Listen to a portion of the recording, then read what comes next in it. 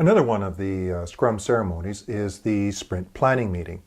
The sprint planning meeting occurs at the beginning of each sprint, and the intention is to pull the highest priority work from the product backlog and construct a sprint or team backlog, which the team will then commit to and deliver to the product owner during the sprint.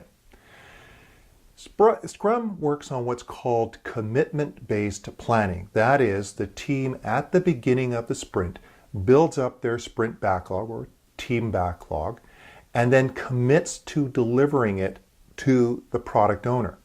So for example, at the beginning, the Scrum Master may say, okay, here's the product owner's highest priority item. Can we bring it into our sprint backlog? And the team says, yeah, we can, and so we pull it in. And of course, that takes up some of the team capacity.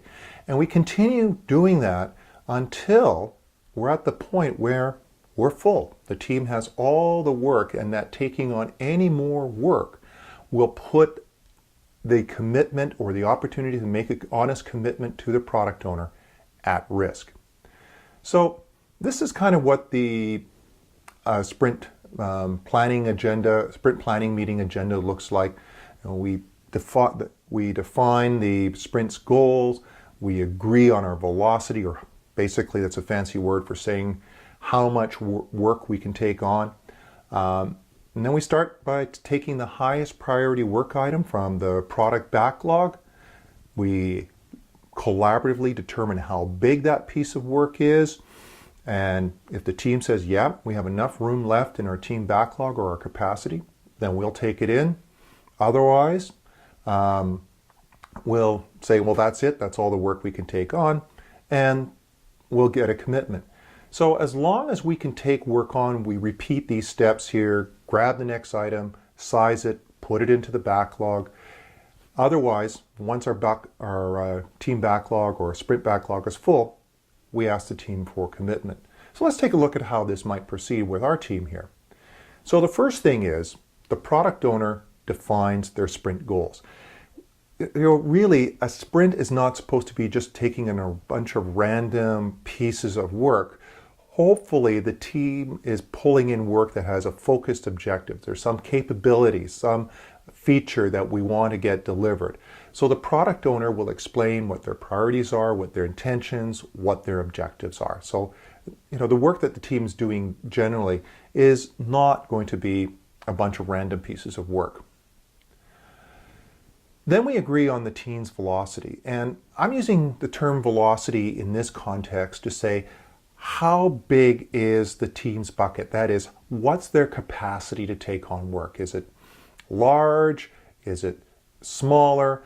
And the way the team generally judges is they look at the last few sprints they've done and they say, well, how much work did we actually get accomplished? So that's the way they figure out how big their bucket is or what their velocity is. So that says, yeah, this is our capacity for doing work. This is how much work we can take on. Of course, if somebody's going on vacation or there's a statutory holiday, that has to be taken into account as well. So now we get into the planning process. We take the highest priority work item from the product backlog, and the product owner will explain it. This is what this is about. This is what it means to me. This is the acceptance criteria. And the team will ask questions. The conversation is very, very important in Scrum.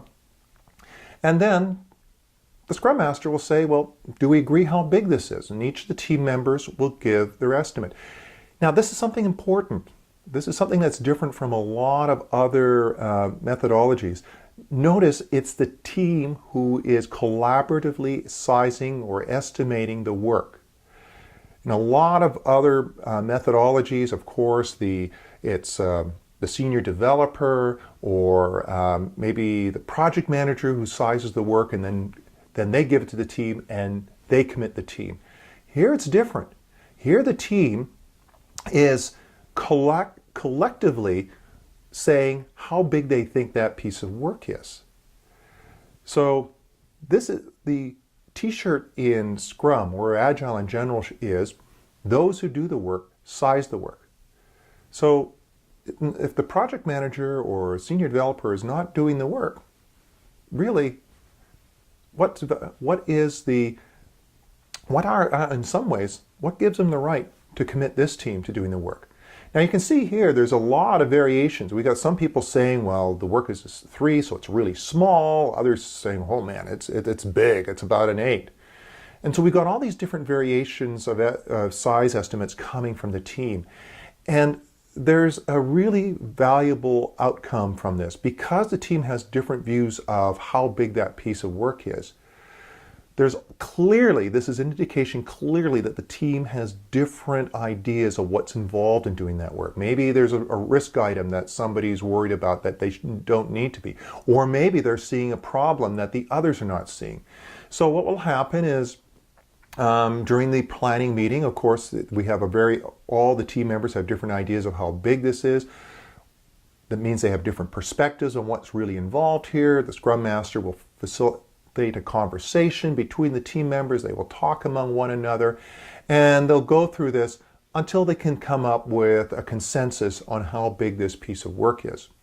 Now, if the team actually cannot come up with a consensus, what it means really then is that we're not ready to take this piece of work on, because there are aspects of it that clearly we do not have the means to objectively evaluate how big that piece of work is. So if the team cannot size that piece of work, that is a big red flag that it's not ready. We don't know enough about that work to honestly be able to commit to delivering it during the sprint. So let's say we've got consensus here, and we ask the team, do we have the capacity now to take this work on? And if the team says yes, then we pull that work into our sprint and we use up some of our capacity. And now we repeat this process over and over again until we come to the item here where we go through the process again and we ask the team, can we take on more work? And the team's saying, no, we can't. To take on any more work means that we will not be able to make a legitimate, honest commitment here to deliver. So we don't take on this work. We say, okay, that's done. And then finally, the Scrum Master will say, well, now that we've built up our sprint backlog or a team backlog here, do you feel comfortable committing to this work? And at this point, the team, I've shown here, yep, they're all happy. But it may be somebody would speak up and say, well, wait a minute, I think there's a problem here. Looking at all this work together, I'm not so sure. But the team gets the final opportunity to say, yes, do we have a plan that we can commit to? And so that is sort of the last step of the agenda, and I would say congratulations on your plan.